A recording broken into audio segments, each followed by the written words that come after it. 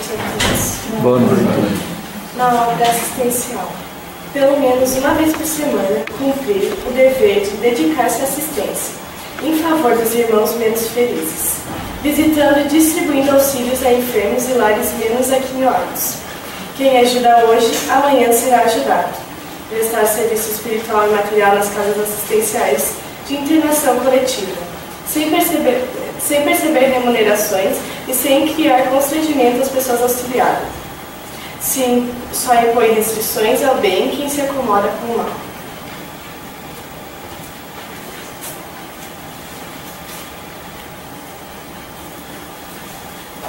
Quando a gente se encontrar com a espiritualidade superior, elevando o nosso pensamento a Deus, a Jesus, nosso mestre e irmão, e essa espiritualidade amiga que já estava presente, preparando esse ambiente para que possamos estudar, entender a palestra, verificar em nossos atos o que nós poderemos modificar através dos ensinamentos do Evangelho de Jesus.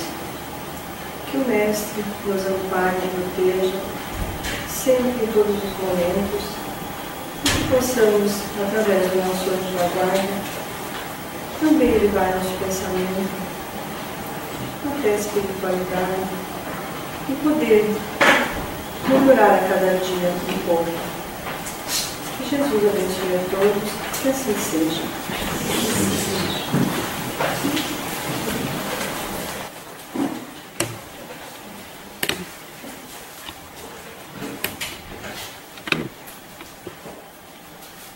Nosso boa noite a todos e a todas.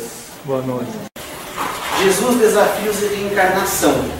Nós interligamos duas temáticas desta obra chamada Jesus e Atualidade. É a primeira obra da série psicológica da Joana de Ângeles, da nossa irmã Joana de Ângeles, através do Divaldo Pereira Franco. É um livro de 1989, não é um livro tão antigo, um livro mais recente, e que abriu a série de Psicologia à Luz do Espiritismo, que a Joana está trazendo para nós.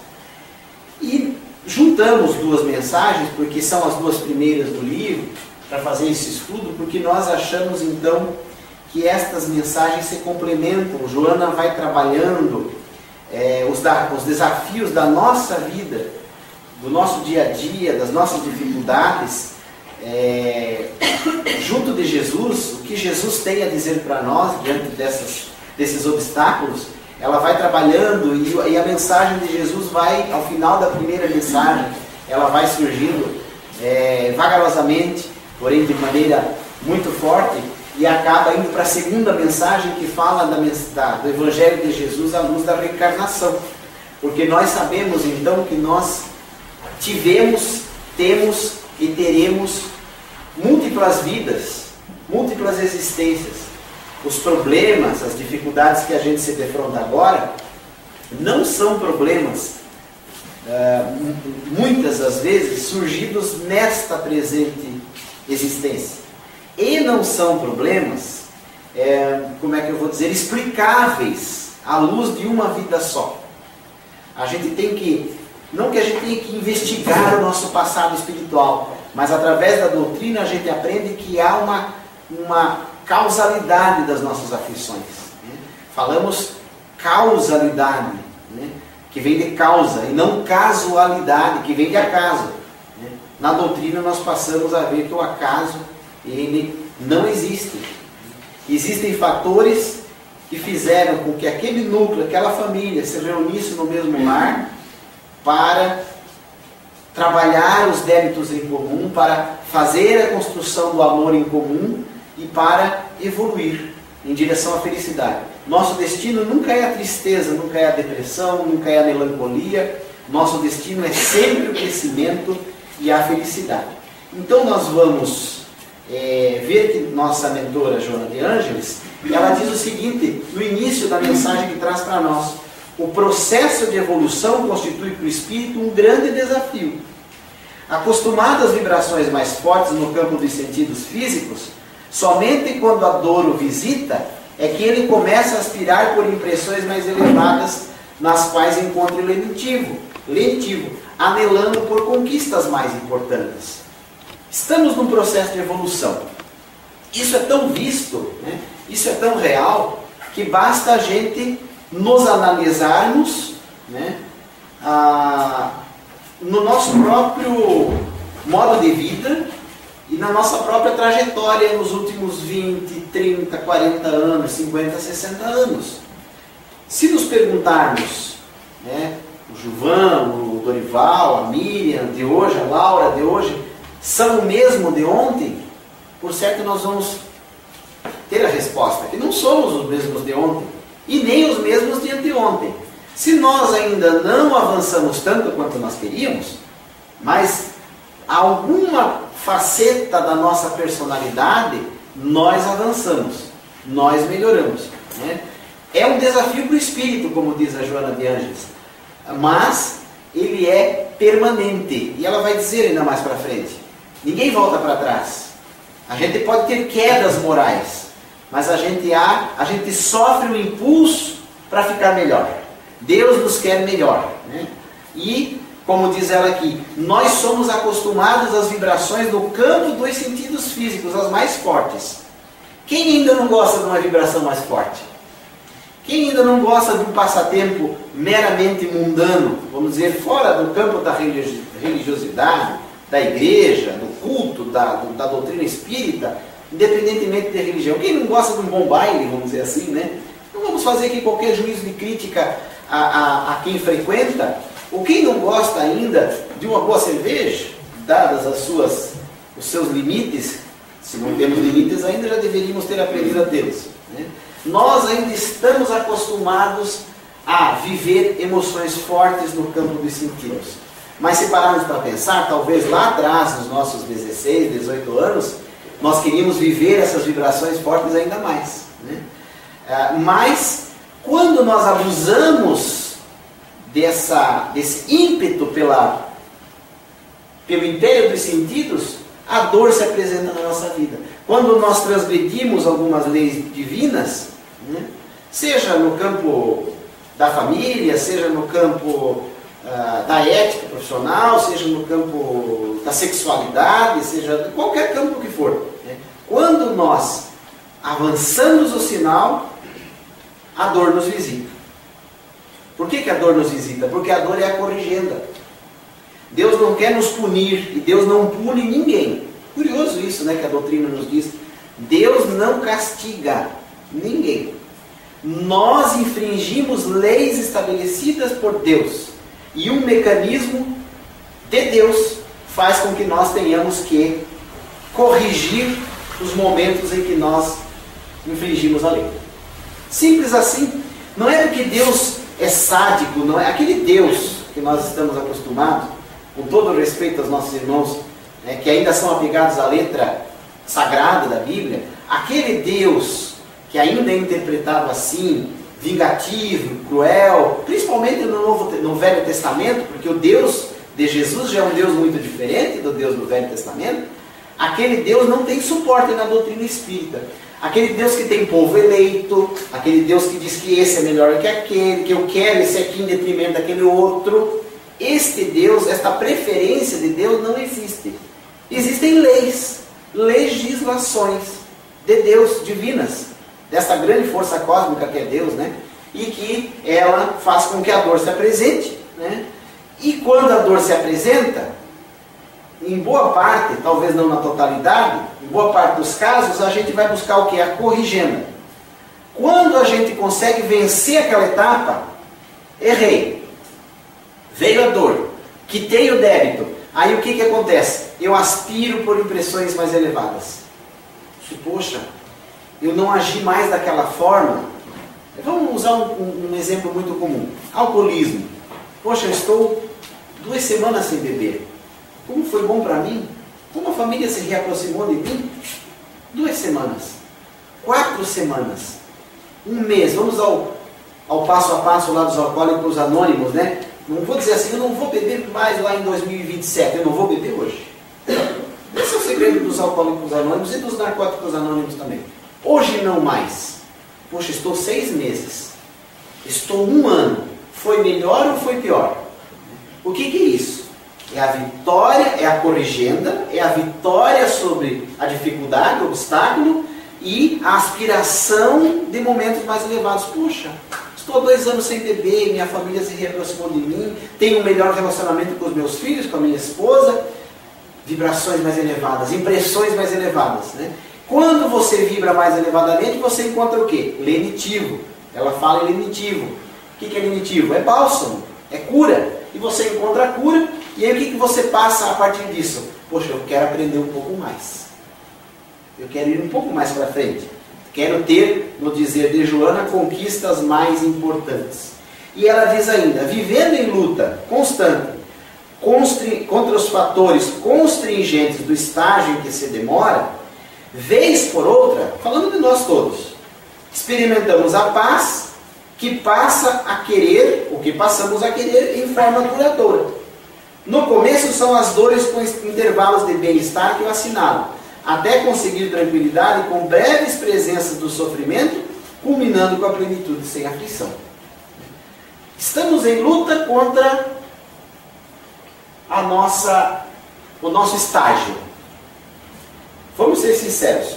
No atual estágio que nós estamos, nós não somos grande coisa. Nós temos raivinha, nós temos explosões de raiva, nós temos oscilação de humor, nós temos problema no lar, nós se trancamos, nós se abrimos, faz aquela coisa toda, né? Por isso que é bom, a minha esposa sempre diz, ela não faz porque a gente não tem tempo e dinheiro. Assim dizer, como deve ser bom uma psiquiatria, né? O divã mesmo, na análise, né? O Juscelino leu o livro do Inácio agora. E como deve ser bom, né? Eu, particularmente, passei recentemente por uma psicoterapia, eu estava descendo a ladeira e foi muito bom, né? Nós estamos vivendo em luta contra esse estágio que ainda experimentamos. É normal que nós ainda passemos por isso, que nós caiamos nas nossas falhas e nossos erros, né? Mas, diz Joana, vez por outra nós experimentamos a paz. Opa, hoje eu consegui. Hoje eu consegui. Hoje eu fui um pouquinho melhor dentro de casa. Hoje experimentou a paz. No começo, dores com intervalos de bem-estar. É mais dor do que bem-estar. No começo é mais dor, né? Até depois, breve presença do sofrimento. E daí na reta final culmina com o quê? Plenitude sem aflição. Veja bem, a proposta e a perspectiva de Joana é no sentido da gente galgar a nossa melhoria de maneira gradual. Porque essa história do pare de sofrer não existe. E essa história de não, amanhã eu vou mudar 100%, isso não existe. A mudança é gradual. E muita gente pode estar se pensando agora, poxa, como eu mudei pouco. Mas tente encontrar naquilo que você melhorou, aquilo que você já melhorou, e você vai ver que de fato você já tem fatores da tua vida que você está melhor, né? Às vezes um familiar difícil dentro de casa, que há 10 anos você não conversava, de repente nos últimos 10 anos está havendo um diálogo. Às vezes um chefe difícil, ninguém aqui tem chefe difícil, né? Às vezes um chefe difícil, você queria jogar ele do 18º andar, agora você está pensando em jogar do 4º. É um avanço? Estamos aqui num momento de ironia, claro, né? Mas, quando a tranquilidade ela vem, ela ainda está com a breve presença do sofrimento. E depois vem a plenitude sem aflição. Ou seja, essa escalada para sermos pessoas melhores, ela não é reta, ela até pode ser. Tem espíritos que fazem o bem desde o início, né? Questão 124 do Livro dos Espíritos. O Sr. Allan Kardec pergunta, né? Uma vez havendo espíritos que optam pelo bem sem cessar desde o início. Ele mesmo diz, existem espíritos que vão retamente em direção a Deus. Nós, a absoluta maioria dos casos, nós vamos numa trilha sinuosa.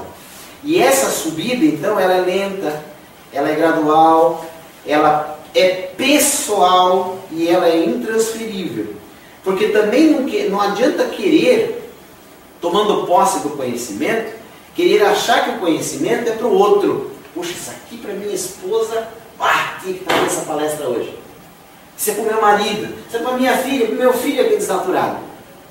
A posse do conhecimento, ela é pessoal e intransferível. Se isto está servindo para nós, é porque é para nós. Se o nosso filho, nosso marido, nossa esposa não estão aqui hoje, é porque não era para estar. é pessoal e intransferível. O processo de crescimento é pessoal e intransferível. Ah, João, mas se eu melhorar em casa, os outros podem melhorar também. Evidentemente que o padrão vai melhorar. É a jogar a pedrinha na lagoa de Barra Velha. Você joga e os círculos de água vão se formando. A dimensão daquele ato vai tomando maiores proporções. Né? Porque a tua mudança, aí sim ela vai operar a mudança nos outros. Agora, querer mudar os outros é uma situação muito mais difícil e quase que impossível. Aturdido e inseguro, diz Joana, descobre o homem, né, falando nós todos, descobre uma conspiração quase geral contra o seu fatalismo. São as suas heranças passadas que agora ressurgem, procurando retê-lo na área estreita do imediatismo, em nível inferior de consciência, onde apenas se nutre, dorme e se reproduz com indiferença pelas emoções do belo, do nobre, do sadio. Aturdido e inseguro. Quando nós fazemos a besteira, o que a gente faz? A gente encontra os mecanismos de fuga. Mas eu não estava bem naquele dia, mas o meu emprego não me oferece condições, mas o meu marido não me dá folga, mas a minha filha é isso, mas o meu vizinho, aquilo. Conspiração quase geral contra o meu fatalismo. Eu erro, mas eu tento encontrar fatores que tentem abreviar a minha dor de consciência. A ação errada foi minha, mas eu ainda estou aturdido e inseguro. Heranças passadas que voltam, porque nós, durante muito tempo, talvez milênios, nós passamos por crenças religiosas, sem citar nomes, que disseram que bastava a gente se confessar, receber a penitência, zerar os débitos e ia igual uma folhinha em branco pronto para outra. Era e ainda é a tônica das religiões, sem juízo de crítica, das religiões tradicionais. Você vai lá, até na doutrina se diz o Cristo que tirou os pecados do mundo. Como que tirou os pecados do mundo? Os pecados estão todos em nós ainda. Então ainda é uma fuga, porque nós aprendemos assim. E na doutrina nós vamos ver que não é assim, que nós somos construtores do destino e que nós somos herdeiros de nós mesmos. Nós construímos, nós temos que dar conta de nós mesmos. Não tem mais intermediário, não é o Gilvan que está aqui fazendo a palestra, não é a presidente da casa espírita, não é o padre, não é o pastor, não é o pai de santo que vai me ajudar. Pode colaborar e até ajudar, mas o móvel da mudança e da transformação sou eu, não é mais ninguém. Então essas heranças ressurgem, querem prender a gente no imediatismo. Ah, eu fiz mesmo, tá bom, não vou mudar mesmo. Né? Quem é que diz? Não vou mudar. Toque nas torres dele, não mudo. Síndrome de Gabriela, né? Vocês lembram? Teve a abertura de 70 e alguma coisa da novela e foi a mesma música na remontagem que fizeram agora recentemente. Né? Vocês lembram da música da abertura da Gabriela? Eu nasci assim, eu cresci assim, eu sou sempre assim, você sempre assim, Gabriela. E até quando nós vamos ser Gabrielas e não fugirmos desse padrão de encontrar culpado para aquilo que é culpa nossa, né? Nível inferior de consciência. Eu lembro muito, o seu Dorico sempre fala aqui nos nossos grupos de estudo, né, que a gente passa, nunca focando assim em pessoas em específico. A gente lembra de alguém sempre quando fala exemplos, mas não é focando em ninguém específico. Você passa no final de semana, no feriadão, você encontra 20 pessoas na Assembleia de Deus, você encontra 50 na Igreja Católica, você encontra, vamos contar, se der 5 no centro, tá bom, né? 5 no centro espírita, mas a botecaiada tá cheia, os bar estão tudo cheio, os restaurantes, os assadões, a comilança, a beberagem, tá tudo cheio, tudo cheio. Feriadão de agora, inclusive, né, no nosso litoral aqui está bem complicado, a gente discutiu isso na nossa... Não ligasse? No nosso grupo de estudo da segunda-feira. O senhor Dória estava aqui, né, que a gente discutiu como tem... Isso aqui, senhor. Só ligar para isso aqui. A gente discutiu como está difícil viver no nosso litoral aqui de Barra Velha e região nos últimos anos, por conta do danado, do famigerado som automotivo, né? Você não consegue mais passear na praia, você não consegue mais caminhar com a esposa e os filhos, tá uma bagunça generalizada, a polícia não dá mais conta. Aliás, tudo parece que tem piorado. E tem piorado parcialmente, porque nós sabemos que uma outra gama de espíritos recentemente reencarnaram aqui, tendo esses espíritos a sua última oportunidade aqui na Terra. Haja uma coisa está pior, tem menor infrator, tem menor roubando, tem menor matando, tem tudo isso. Não é que o padrão está pior, momentaneamente está pior, que espíritos mais pesados reencarnaram. O Divaldo diz isso, Chico diz isso, o Geraldinho diz isso. Aliás, para quem entrar lá no YouTube e assistir, ou pegar aqui o nosso DVD, assistir o Pinga Fogo de Chico Xavier, ele fala nisso. Em 71, Chico alerta. Se olha, a humanidade tem que viver um processo de paz nos próximos 50 anos. Senão muita gente que está aqui não reencarna mais. Por isso que a coisa está ficando tão difícil, né? A gente, lá para quem teve infância nos anos 80, né, a gente curtia balão mágico. As crianças agora estão querendo curtir os MCs infantis com letras e palavrões. E o Ministério Público tem que agir, tem que botar esse pai, não digo na cadeia, mas tem que proibir, tem que tirar a guarda dessas crianças. Por quê? Porque nós estamos, então, nesse momento em que vivemos um nível inferior de consciência, como diz a Joana, e nós estamos, aquilo que a Deise Rocha já falou aqui, do outro livro da Joana que ela trabalha, que é o Libertação do Sofrimento. Nós vivemos o período do sono sem sonhos, né? Parece que nós não temos mais objetivo nenhum na vida. Então o que a gente faz? A gente come, a gente dorme e a gente se reproduz. Grande maioria da massa humana come, dorme e se reproduz. E é indiferente pelas emoções do belo, do nobre e do sadio. Você faz um evento popular, dá 2.000 pessoas. Não que não tenha que ter, né? Um show, uma festa. Você traz, eu participei da administração passada, você traz como o Cacá fez aquela vez, através do Sesc, traz o Arthur Moreira Lima, aquele pianista famoso, veio para Barra Velha, veio para o ginásio. Se não liberasse os alunos do Astor Gildo, não ia ninguém. Porque as pessoas não vão mais atrás do belo, do sadio, do nobre. Pessoas, não generalizando, tem o seu público. Mas infelizmente é assim. Eu estava vendo uma reportagem ainda no SBT ou na Globo hoje pela manhã. As comunidades periféricas da cidade de São Paulo, estavam falando de Perus, não lembro quantos mil habitantes, mas deve dar algumas Barra Velhas lá dentro, não tem um teatro, não tem uma quadra de esporte, culpa dos nossos governantes, mas quem bota de lá somos nós. Não tem um teatro, não tem uma atração cultural, não tem uma quadra de esportes, não tem nada. Como é que você vai despertar o teu filho para aquilo que é belo se você também nunca teve? E se quem deve te oferecer também não oferece? Então é isso, né? Então nós estamos apenas comendo, dormindo e se reproduzindo. Anestesiado pelas necessidades vegetativas. Eu tive uma diferença nessa história, que eu me reproduzi mais velho, né? Podia ter sido mais jovem, mas foi lá pelos 40, tudo bem. Então, Joana comenta aqui, anestesiado pelas necessidades vegetativas, nós estamos anestesiados, né, nesse processo. Busca apenas o gozo, é o homem que ela está falando, é nós, que termina por lhe causar saturação. Você come, come, come, come. Você bebe, bebe, bebe, bebe. Você dorme, dorme, dorme, dorme. Né? Saturação. Daqui a pouco você está onde? Passando por um estado de tédio que antecipa a necessidade premente de outros valores. O bom disso, gente, da gente só comer, se reproduzir, né, e dormir, é que uma hora isso tudo vai cansar. Isso é natural do dinamismo da evolução, da lei de evolução.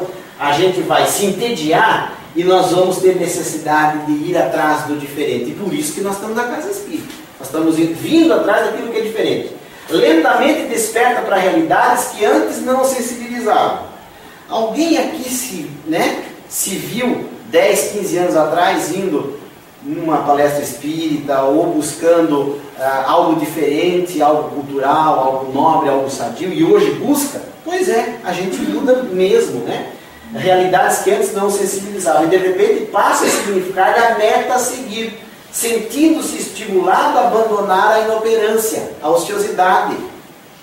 Acaba a gente despertando para isso, vamos deixar a ociosidade, vamos deixar a inoperância, preciso de algo novo. E não é só em relação à doutrina espírita, gente. Por isso que, inclusive, os nossos irmãos das nossas igrejas evangélicas, claro que a roupagem doutrinária é outra, que a promessa é outra, mas por isso que as igrejas também evangélicas também estão muito mais cheias até, né? Em muitas situações, do que as católicas ou mesmo as casas espíritas, porque as pessoas estão indo em busca de outra coisa, está querendo sair dessa inoperância. Muitas, às vezes iludidas por aquela promessa de ganhar dinheiro, de prosperidade material e tal. Como eu disse, a doutrina é outra, né? Mas já estão experimentando a necessidade de algo diferente. E aí a pessoa chegou na casa espírita e perguntou para o doutor De Luca, José Carlos De Luca, assim, doutor De Luca, eu passei por 8 religiões diferentes, não tem mais nenhuma que me sirva agora, eu estou aqui no espiritismo, o que o espiritismo pode fazer por mim? Eu disse, poxa, se você não parar aqui, você vai para onde? Já é a 9ª? Depois você vai para a 10ª? Depois... Vamos tentar ter a mudança interna para você alcançar aquilo que você objetiva, né? O psiquismo divino, isso é importante, gente. O que é o psiquismo divino? É o pensamento de Deus em nós. O psiquismo divino nele latente responde ao apelo das forças superiores e desatrela-se do cárcere celular, qual antena que capta a emissão de mensagens alcançadas somente nas ondas em que sintoniza. Vai chegar uma hora, gente, isso é para todos nós. Nós temos em nós o pensamento de Deus, ou nem o pensamento de Deus, a essência de Deus. Porque nós somos espíritos imortais criados por Deus. Então Deus está realmente em nós. Aquilo que o Cristo falou, o reino de Deus reside em nós. E nós somos, outro assunto que nós discutimos aqui na palestra do sábado, né, Laura? A imagem e semelhança de Deus. Quando as religiões chegaram para você e disseram, teu padre ou teu pastor, você é a imagem e semelhança de Deus. É verdade. Só que muitas vezes não entende como é que é isso. É lá no processo final. Quando nós formos espíritos puros, depurados pela reencarnação, aí nós vamos realmente ser imagem e semelhança de Deus. Porque nós somos perfectíveis. O psiquismo divino está em nós. A mensagem de Deus está em nós. E isto vai desabrochando com o tempo, né? Responde ao apelo de forças superiores, espíritos que nos protegem, anjos da guarda, protetores, e nós vamos nos desatrelar do cárcere que nós ainda estamos, vivendo, se reproduzindo, comendo, dormindo, né? E vamos captar essa mensagem divina. E aí o que acontece? O primeiro desafio, o de penetrar emoções novas, o atrai, o homem, impelindo a tentames cada vez mais complexos, portanto mais audaciosos. Né? A dona Iris me permite citar, mas não sei se ela me permite citar, mas eu vou citar. A dona Iris está, eu não lembro há quanto tempo, conosco, né? Mas ela fez um curso na Casa Espírita de Educação Mediúnica, e ela, quando chegou a casa, ela não fazia a abertura e a leitura, e ela está fazendo muito bem. Então, tentames da nossa vida, né? Dona Iris, a senhora, tem umas aqui que tem que fazer palestra, sabe? A senhora chega, vai ter que dizer para elas, olha, eu já estou na abertura, vocês não começaram a fazer palestra ainda. Então são tentames complexos e mais audaciosos. Por quê? Porque nós estamos vencendo desafios. Nós somos homens e mulheres desafiados por Deus a nos melhorarmos, né? Então isso surge naturalmente no nosso ímpeto da evolução. Muita gente da casa escutou eu falar assim, mas ele também não aplica passo danado. Tudo na vida, é bom falar do outro, tudo na vida são desafios às resistências. Desafios às resistências. Nós estamos sempre nos desafiando a serem homens e mulheres melhores, porque este psiquismo divino está em nós. Desafios às resistências. Desafios à síndrome de Gabriela, para não ficar mais sempre do jeito que a Gabriela ficou. O envelhecimento e a morte são fenômenos inevitáveis no cosmos biológico e no universo. Vamos envelhecer e vamos desencarnar. O psiquismo divino, nele latente, é o que está lá em cima. Nele responde ao apelo de forças superiores. Diz ainda Joana, Os batimentos, olha só, isso é interessante. Nós muitas vezes relutamos em melhorar. Ou deixamos para amanhã. A história do regime da segunda-feira, né? Deixamos para segunda-feira. Deixamos para amanhã. Amanhã eu vou dar passe. Semana que vem eu vou dar passe. Esse impulso vem em nós, mas nós não deixamos ele aflorar. Mas tudo na vida da gente resulta de um processo de esforço. E aqui vem alguns exemplos que a Joana dá. O nosso próprio corpo, nosso próprio organismo, ele é um processo constante de esforço na busca da manutenção da vida. E aí ela diz assim, ó, os batimentos cardíacos são desafios à resistência do músculo que os experimenta. Se não fosse o batimento cardíaco, nós não estaríamos vivos. Mas este batimento, ele desafia o próprio músculo para que o batimento aconteça e para que nós fiquemos vivos, né, nos mantenhamos vivos. Os peristálticos, né, os batimentos peristálticos, são testes constantes para as fibras que sofrem. O nosso corpo está em ebulição em todos os momentos para evoluir. A circulação do sangue é quesito essencial para a irrigação das células. O sangue está circulando, está forçando as células e avançando para irrigá-las. A respiração constitui fator básico sem o qual a vida perece. Então a gente muitas vezes, poxa, eu não quero mudar. Em casa, no trabalho, no dia a dia, eu estou com dificuldade de mudar. Mas se eu lembrar de Joana e lembrar do meu corpo, que se esforça diariamente para mudar, nós vamos ver que o próprio corpo da gente nos dá os exemplos de esforço, de tenacidade. Tudo isso e muito mais, diz ela, na área dos automatismos fisiológicos, isso é automático do corpo, né? Interferem nos automatismos de natureza psicológica. Né? Estou vivo, estou pulsando, estou feliz, estou alegre. Né? Quando a gente vê aqueles senhores e senhoras, até a Angelita, na época que estava no EJA, ela deu aula para uma senhora de 70 e tantos anos que ia para a faculdade, acho que até foi para a faculdade. Quando você vê aqueles senhores e senhoras se formando na faculdade, em direito, em psicologia, de 70 anos, 80 anos, é a conjugação disso tudo aqui. Ele conseguiu conjugar toda essa força de vontade, com mais a resistência do corpo, né? E interferiu na sua natureza psicológica para conseguir. Então eu sempre posso conseguir. Eu vou conseguir, se eu me dispor a tanto. Tudo favorece o meu intento no bem. É natural que o mesmo suceda no campo moral do ser. Se eu quero melhorar o meu corpo físico na academia, malhando, fazendo exercícios, é perfeitamente natural e é saudável. Mas se eu quero melhorar no campo moral, se eu quero entrar na academia da moralidade, que é a doutrina espírita, que são as religiões, independentemente, isso vale para todas as religiões, né? Isto também é natural. Eu quero ser uma pessoa melhor. Poxa, a gente vê isso, né, lá no atendimento fraterno, né? Poxa, pessoas que vêm com um complexo de culpa, ou mesmo a gente quando faz aquela besteira, um complexo de culpa que domina a gente. E a gente vem então para a casa espírita e, poxa, eu quero desabafar, eu preciso de um passe, eu trouxe uma água para fluidificar, porque eu quero melhorar. É natural. O processo de culpa, gente, o remorso, é natural.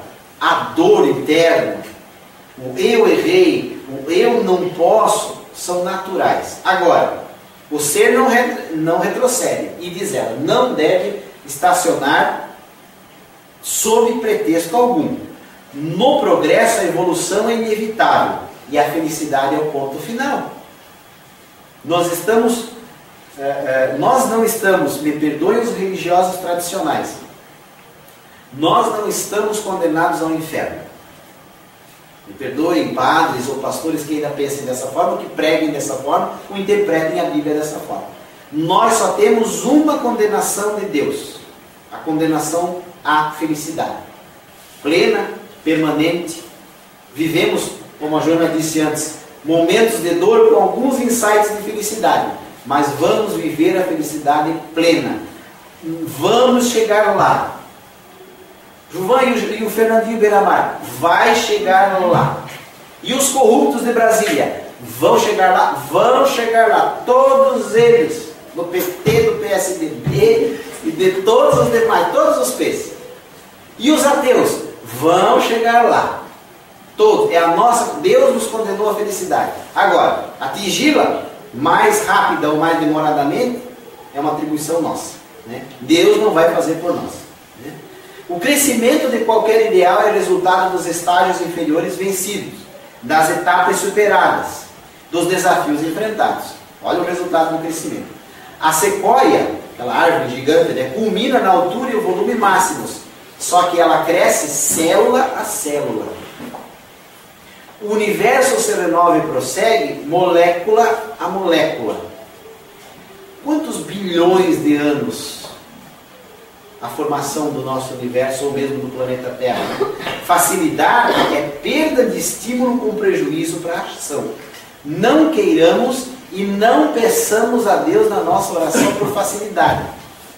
Ah, Juva, mas eu tenho que pedir dificuldade, mas isso não é então um masoquismo, pedir dificuldade para Deus? Não, você não vai pedir dificuldade para Deus, né? Mas você também não vai pedir facilidade. Você vai pedir sabedoria e força para Deus para administrar as dificuldades que são do teu caminho, que ainda vão surgir. Então não é nem um extremo nem outro. Ah, Deus, eu quero ganhar na loteria. Facilidade. Ah, Deus, eu quero morrer hoje. De um extremo para outro não se processa dessa forma, né? Quando você tem facilidades na tua vida, você não tem estímulo e isso prejudica a tua ação. Né? Quantas pessoas, né, que foram agraciadas com prêmios bilionários de loteria e em 5, 10 anos acabaram com tudo e vivem muitas vezes até em condições piores do que viviam antes de ganhar na loteria? Nós temos aqui, eu não vi mais, mas nós temos aqui no Morro do Colchão um senhor que foi trabalhou muitos anos aqui como no posto de gasolina aqui em Barra Velha, que foi campeão do Jockey Club, não sei se em São Paulo, no Rio de Janeiro, foi em primeiro lugar, tinha fotos, medalhas, troféus, toda a premiação, acabou com tudo. Era o campeão das corridas de cavalo.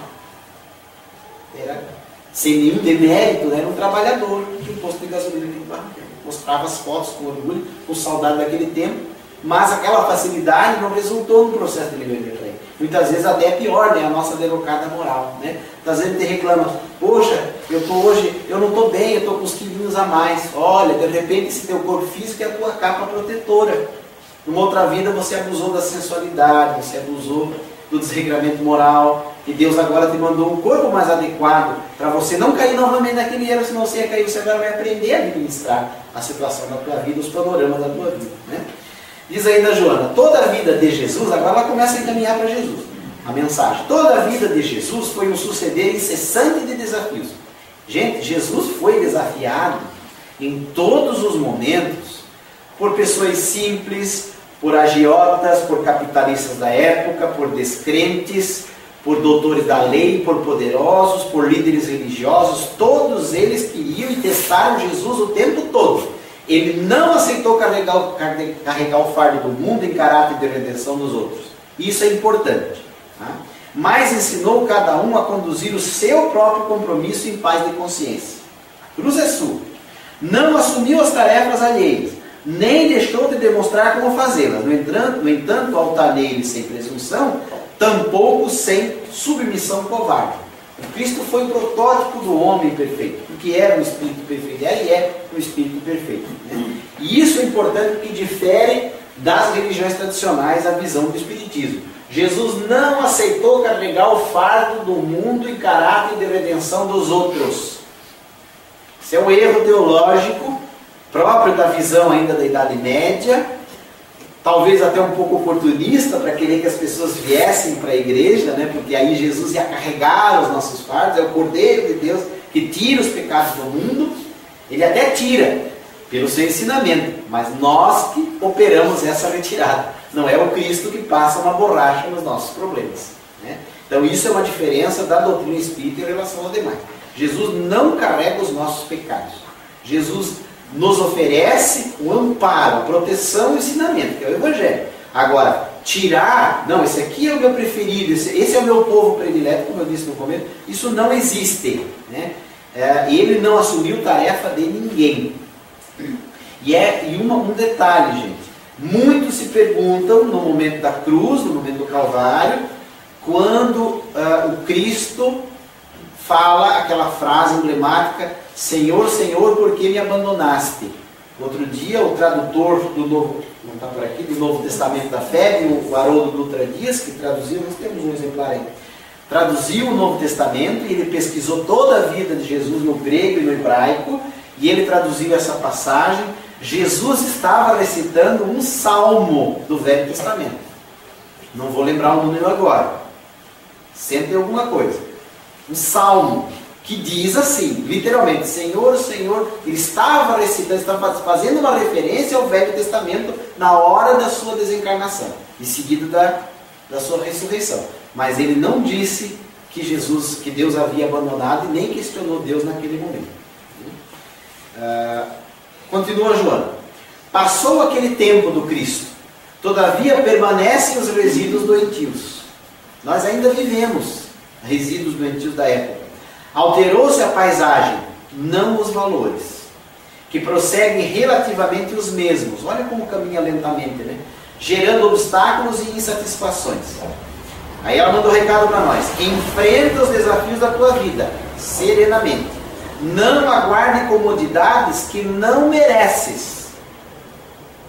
Como diz o seu Turico aqui, ela deu de rei, né? Não aguarde comodidade que não merece. A dor não foi subtraída da vida do Chico, não foi subtraída da vida do Divaldo, não foi subtraída da vida de Madre Teresa, nem de Irmã Dulce. Quem viu aqui a palestra do seu Luiz sobre Irmã Dulce, esses espíritos nobres sofreram muito, claro que eram encarnações missionárias, mas nunca pediram comodidade. Então nós também não podemos ter comodidade nem pedir comodidade. Muito pelo contrário, quando a gente avança no Evangelho, aí é que a dificuldade vem, porque aí vai ser testado, né? Chico estava com uma comitiva arrecadando alimentos do Uberaba, quando um homem enfurecido abriu a porta que ele bateu para pedir alimento e desferiu um soco muito forte no rosto do Chico. E o Chico caiu inclusive com as mãos para trás, sujou as mãos de terra, sujou a roupa de terra. O Chico levantou, sacudiu a terra que estava, sorriu para o homem e disse: agora que está tudo bem, o senhor poderia nos dar um pouquinho de alimento para a nossa companheira aqui? Quem de nós faria isso?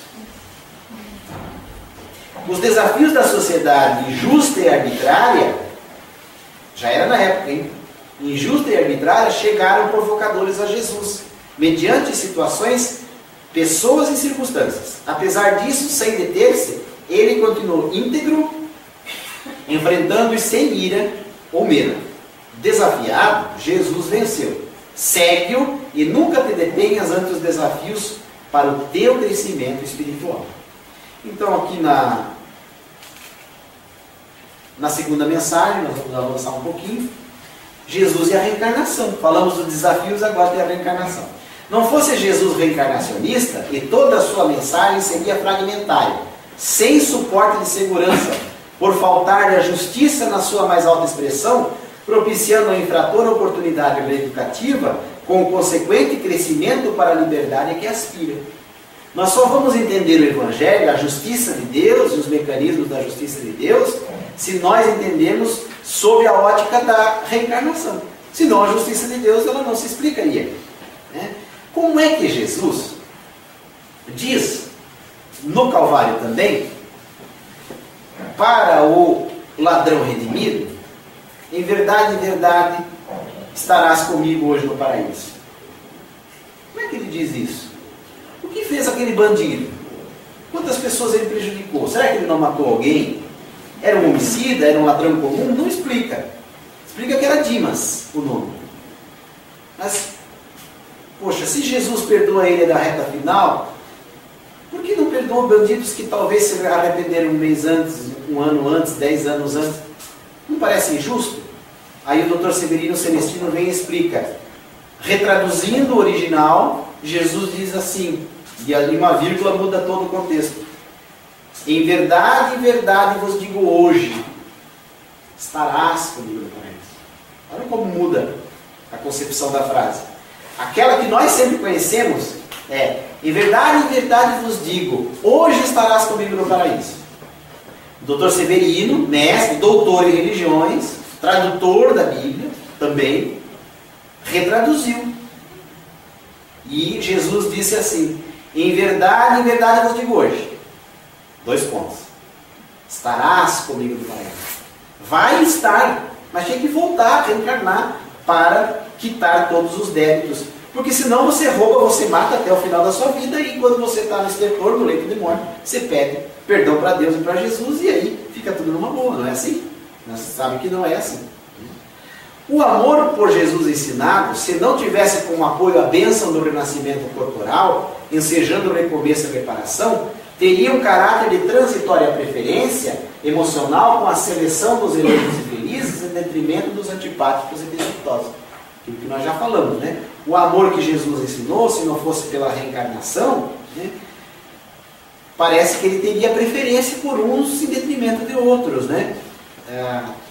Teria povo eleito, teria povos felizes e outros nem tanto, né?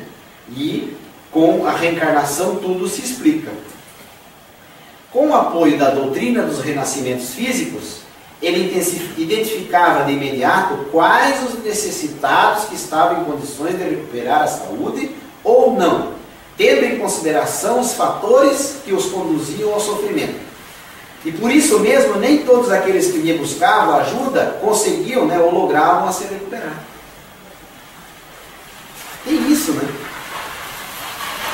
Jesus Espírito puro, olhava o sofredor e já identificava, e ele sabia aquele que tinha o merecimento para conquistar a cura definitiva. Mas quantos foram até ele e não conseguiram? Quantos tocaram? A mulher hemorrágica ou hemorroíça, ela não precisou nem ser vista por ele. Ela tocou a veste e ele parou. Estava caminhando e ela estava atrás e tocou uma ponta da veste e ele parou. Parem, porque eu senti que de mim saiu o poder. Ou, em algumas tradições, de mim saiu uma virtude. Ele nem tinha visto aquela mulher. Quantos estavam em volta de Jesus? Quantos estavam tocando nele naquela hora e não conseguiram nada? Porque não tinham ainda o merecimento. Mas ele sabia, ele olhava para cada um e olha para cada um de nós e sabe: olha, eu sei que vocês fizeram no verão passado. Porque ele sabia ser, Jesus, né, sabia ser enfermo o espírito, não o corpo. Sempre se dirigia a ele preferencialmente a individualidade, e não a personalidade que se revestia a cada homem. Sabendo acerca da fragilidade humana, emulava a fortaleza moral, fiel à lei de causa e efeito vigente no mundo. Então Jesus sabia da nossa enfermidade mais profunda. Então, por exemplo, o Juvan chegaria na frente do Cristo com aquele ar de santinho, e ele ia olhar para o Juvan e ia saber aonde a pedra apertava no sapato. No meu caso, várias pedras. E ele identificava de imediato, porque ele conhecia e conhece, como dissemos, um por um, essa fragilidade humana. É diferente de nós, né? Nós podemos abrir um horário na casa, orientar as pessoas e tal, né? Ensinar a doutrina, propor, né? Apresentar a doutrina, né? Convidar para o passe, para a água fluidificada, podemos. Isso tudo contribui muito para a mudança da pessoa. Mas a renovação definitiva está em Jesus, né? Porque ele tratava cada um individualmente. Ele sabia quem era aquele Zaqueu que estava lá em cima da árvore. Era o pior tipo de gente. Era o capitalista da época. Seria os nossos capitalistas hoje corrompidos, nossos políticos. O Zaqueu era o pior, coletava impostos, vivia na opulência, era rico, pegava parte dos impostos para ele. E Jesus disse: olha, eu vou jantar contigo. Foi para a casa do corrupto, o povo todo, ninguém entendia nada, né? Como é que pode, né? Cristo, mas e eu que sofro? E ele vai na casa desse homem. Será que nós não faríamos isso hoje? Faríamos tudo de novo. Não apenas no diálogo mantido com Nicodemos, Jesus vibrou a sua declaração quanto à necessidade de nascer de novo. Ela se repete de variadas de forma variada, outras vezes confirmando o processo das sucessivas experiências na carne, método misericordioso do amor de Deus para o benefício de todos os espíritos. Então todos vamos evoluir, porque todos estamos propensos dentro da lei da reencarnação. Todos vamos reencarnar. E aí aquele familiar difícil, aquele filho, aquela filha, aquele pai, aquele tio, o avô, reencarna no ninho doméstico, porque você vai defender, você vai aprender a amar. Não existe força mais poderosa que a do amor. Outro dia um casal amigo meu falaram de uma condição, que também tiveram bebê recentemente, falaram de uma condição de um bisavô da família que era rejeitado por boa parte da família, porque foi moralmente muito complicado. E aí para aquela mãe eu falei assim, mas você já parou para pensar que esse bisavô que vocês rejeitam pode ser o bebezinho que está no seu colo? Eu não parei para pensar nisso. Pode. Você não está amando ele agora? Essa fragilidade, essa doçura dessa criança? Pois é. Se o seu bisavô fosse ele, você não iria amá-lo? Ah, mas eu já estou amando. Está aí a sabedoria de Deus. Você está resgatando.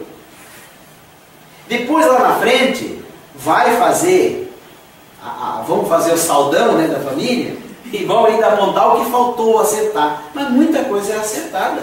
Né? Muita coisa é acertada a cada reencarnação. Nenhuma surpresa causaram aos seus discípulos a resposta a respeito do Elias que já viera, assim como a indagação em torno de quem ele seria. É curioso, porque os discípulos chegaram para Jesus e perguntaram, isso está claramente no Evangelho, perguntaram a ele, Senhor, quem sois? És Elias que há de voltar? O que esses discípulos esperavam? O que eles entendiam? Que Jesus seria a reencarnação de quem? Elias.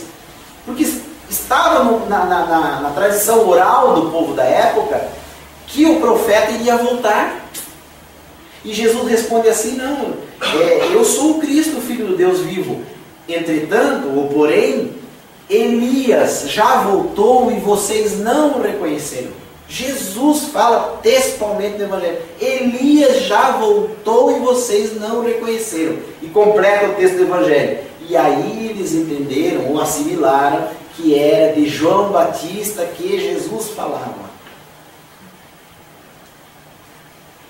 Ora, se eles entenderam, por Jesus disse que Elias já voltou. Quem que voltou? Quem que voltou? Quem que tem as qualidades de Elias? Quem que se parece tanto com Elias?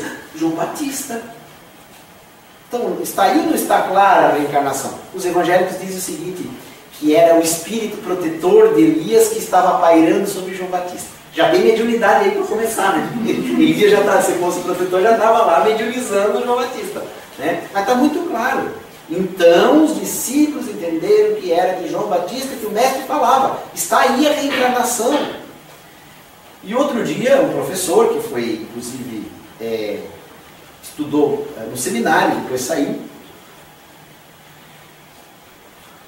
e é católico até hoje, adepto da doutrina, eu contei essa nossa interpretação espírita para ele. Ele disse, mas eu não acredito muito nisso, pode ser que a interpretação é outra e tal. E eu disse, tá, mas o Heraldo, é assim, como é que Elias morreu? Elias subiu ao céu numa carruagem de fogo, está lá na Bíblia, no Velho Testamento. Mas o que Elias fez? Elias combatia os pagãos, os adoradores dos deuses pagãos. Como é que ele combatia? Ele pegava, ele ia para a luta, arrancava a espada e cortava a cabeça de todo mundo. Elias fazia isso. E era profeta de Deus, era um homem de Deus, mas era um homicida, era um homem da sua época. E eu disse, Heraldo, e João Batista? Quem era João Batista? Era o pregador, a voz que clama no deserto, o maior dos nascidos de mulher, era o pregador, batizou o Cristo. Como é que ele morreu? Ele teve a cabeça decepada por uma espada. O que Elias fazia? Ele decepava a cabeça dos outros. Como é que João Batista morreu? Com a cabeça na bandeja de prata, pedido de Salomé. Aí ele parou e disse, sabe que eu não tinha pensado nisso? Aí a reencarnação, gente. Você tem que pagar até o último centavo. Cristo já disse isso, né? Vamos avançar um pouquinho, estamos no horário. A psicoterapia que Jesus utilizava era centrada na reencarnação. Ele já sabia desses mecanismos. Sabia que o homem é o modelador do próprio destino, vivendo conforme estabeleceu através dos atos das experiências passadas. E aí, Joana nos dá algumas diretrizes para a gente encerrar, algumas orientações para a gente viver feliz. Não te crucifiques na consciência de culpa após reconhecer o teu erro. Não fique se crucificando, se lamentando, é tempo perdido. O tempo que você perde nesta consciência de culpa, que ela vem, ela há de vir, evidentemente, é tempo perdido que você pode utilizar na aferição de outros valores, no conserto daquilo que foi errado, na reparação que vai ter que ser feita, né? Então, consciência de culpa, quanto mais demorada, mais complicado. Não te encarceres em sombras, depois de identificares os teus delitos. Porque talvez naquela época você achava que não seria errado, agora você puxa, é errado. Por aí eu fico preso naquele círculo, naquele pensamento, eu errei, eu caí, eu tive uma falha muito grave, eu fiz isso, eu fiz aquilo. Né? Isso acontece muito nas casas espíritas, muitos relatos